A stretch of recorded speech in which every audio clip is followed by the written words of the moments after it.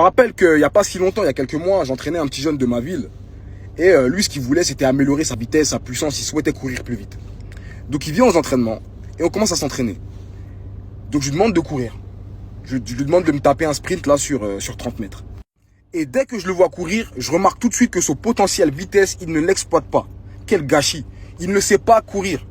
Il ne sait pas comment exploiter sa vitesse. Ses bras bougent n'importe comment, ses genoux ne se lèvent pas, il n'y a pas de puissance dans ses appuis. Bref, une catastrophe. Il court même sur les talons. Bref, c'est du n'importe quoi. Donc ce que je fais, c'est qu'on met les exercices en place pour qu'on puisse corriger tout ça. Et dès qu'on a corrigé ça, je crois que c'est l'un des joueurs les plus rapides que j'ai rencontré. L'un des joueurs de foot les plus rapides que j'ai rencontré. Parce qu'il a appris à utiliser son plein potentiel. Le joueur courait 2 fois, voire même 4 fois plus vite.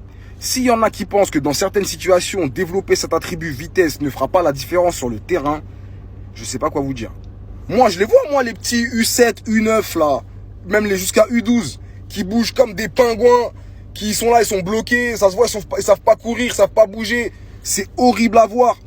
Moi, je pense qu'une petite formation à la vitesse ne leur ferait que du bien, ne leur serait que bénéfique.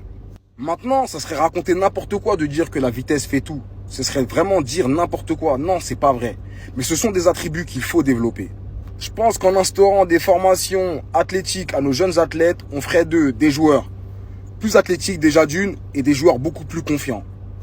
Parce que je vous garantis qu'un petit qui a confiance en ses aptitudes, c'est pas le même sur le terrain. Un petit qui est boosté et qui sait que il est rapide et qui sait faire telle et telle chose, vous inquiétez pas que dans sa tête ça joue et que sur le terrain c'est pas le même. Et que ce soit petit ou grand, quand tu sais que tu es capable physiquement, en général sur le terrain, ça donne des ailes.